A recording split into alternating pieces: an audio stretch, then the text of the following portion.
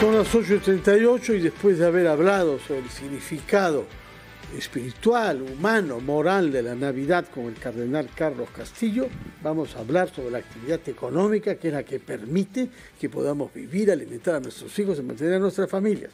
Y lo vamos a hacer con una persona representativa del conocimiento de todas las regiones, porque se trata del presidente de Perú Cámaras, que representa más de 50 cámaras de comercio en nuestro país.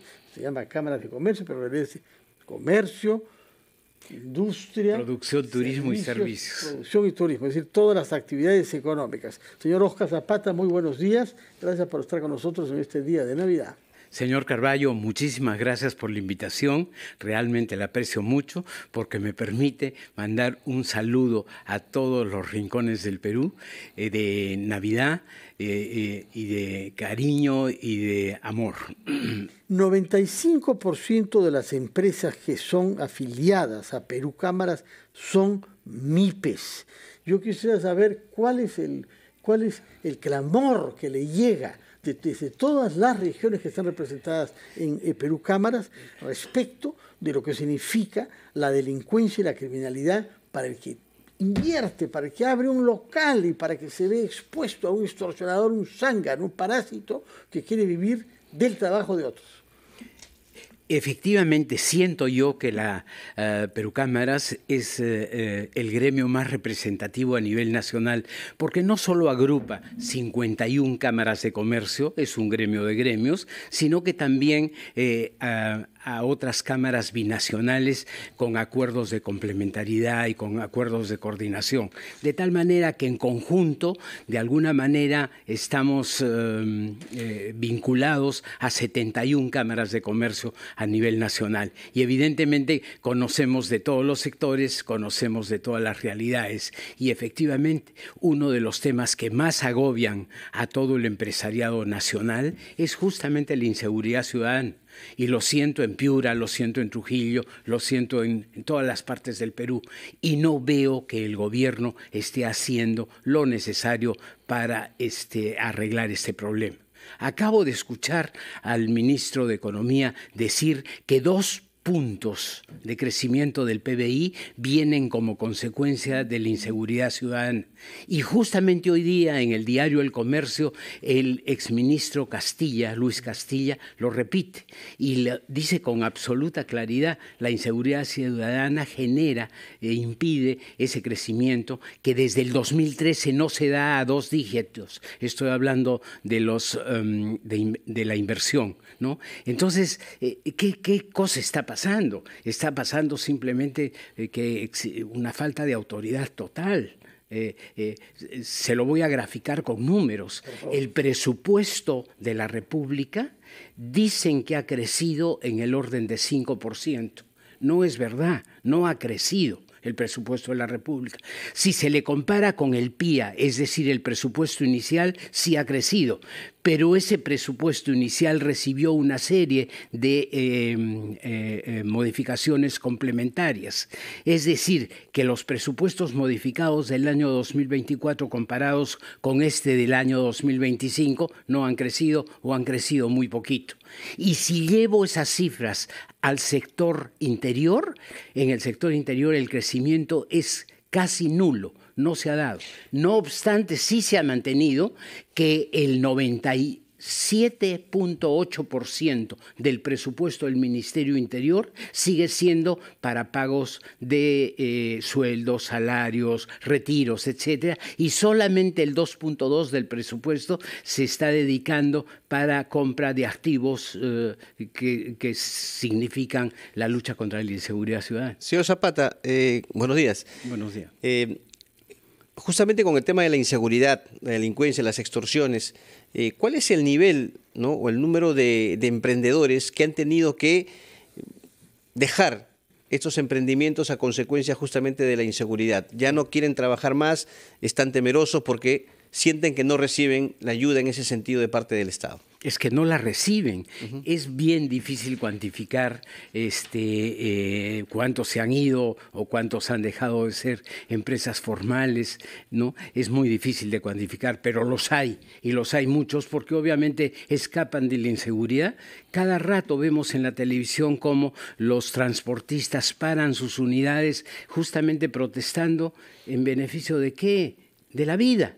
Y simplemente el gobierno no es capaz de darles la seguridad suficiente. Y no es que no hagan esfuerzos, lo que pasa es que hacen unos esfuerzos insuficientes. ¿Cómo pueden hacer esfuerzos si no le dedican un buen presupuesto? ¿Cómo pueden hacer esfuerzos si no le dedican una buena administración? Usted lo ve en las calles, ¿no? El señor alcalde de Lima se enorgullece de haber comprado, ya van creo que 4.000 motos de las 10.000 que ofrecieron, ¿no? Esas motos se compran con los dineros del Estado. Es el presupuesto de seguridad ciudadana que se le ha quitado al Ministerio del Interior y que se le ha dado a los gobiernos locales, sirve para comprar esas motos. O sea, no es que las motos se vengan acá soplando. Vienen como consecuencia del dinero del Estado peruano, que el Ministerio del Interior es incapaz de comprar, es incapaz de adquirir. Ahora, permítame otro tema, señor Zapata. Ayer conversábamos justamente con el ministro de Economía y nos confirmó que en estos días ya la presidenta debe anunciar el incremento del sueldo mínimo vital. ¿Usted considera que se cumplen las condiciones, ¿no?, para el incremento del sueldo mínimo vital? Julio Velarde ha pedido que sea el gobierno muy cuidadoso con ese tema. Pues no se cumplen, porque está normado por el artículo 24 de la Constitución que el incremento del sueldo mínimo vital se decide en base a una conversación tripartita entre Estado, empleadores y empleados, ¿no? Y nunca se ha dado este acuerdo. No hubo acuerdo. No ha habido acuerdo y el Estado se irroga el derecho de decidir este aumento, que ojalá no se dé, y aprecio mucho esta invitación para pedirles, por favor, que piensen bien el tema, que el aumento de ese sueldo mínimo vital va a significar más fuga de empresas formales a la informalidad, porque es obvio, no lo pueden sostener.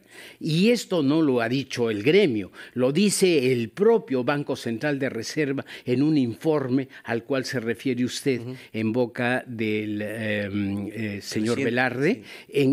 Técnicamente no corresponde el aumento. ¿Es una medida populista? Es una medida totalmente populista, no tiene ningún sentido. Va a traer como consecuencia mayor informalidad, y la informalidad es parte de todos los males que está viviendo el país. De acuerdo. A propósito de todos los males que está viviendo el país, el ministro se expresó también ayer sobre el problema tributario en el Perú, lamentando que hayamos bajado hasta una tasa tributaria de 16% del PBI, y por eso consideró inadecuado que se favorezca a algunos sectores económicos en detrimento de otros, y mencionó a los restaurantes y hoteles, mencionó a los agroexportadores y mencionó también la idea de favorecer tributariamente a las zonas económicas especiales. ¿Cuál es su opinión sobre el tema? Mi opinión es tan simple como la siguiente, ¿no? El déficit fiscal se genera cuando los gastos de un gobierno superan sus ingresos. Sí. Así de fácil. Y esos gastos de gobierno se generan básicamente por tres razones: porque se incrementa el gasto público, servicios sociales y defensa, ¿no? Se disminuyen los ingresos porque obviamente no se pagan tantos impuestos, o simplemente el peso de la carga tributaria ya no puede darse sobre las empresas formales en razón de que la informalidad ha crecido. Y ahí tiene un poco la respuesta también a la pregunta anterior, ¿no? Al haber más empresas informales, obviamente hay menos tributación, ¿no? Y hay una serie de políticas económicas. Entonces, yo la verdad es que creo que ese déficit fiscal, que debiera ser corregido en breve, ha sido argumentado por el ministro en el sentido que buena parte de esos gastos que lo motivan son gastos de inversión, y que en el mediano plazo al generarse ganancias con esas inversiones, obviamente el déficit debería tender a disminuir. Y eso me parece que no es tan cierto. No, porque parte importante del gasto es más bien el gasto corriente, ¿no? Y no es tan cierto porque lo que no se ha dicho es que este presupuesto del año 25 no recoge los gastos que han sido acordados por el Congreso de la República, quien no tiene iniciativa de gasto. Sin embargo, ha acordado gastos argumentando que sí la tiene y que no la tiene solo por el año que transcurre,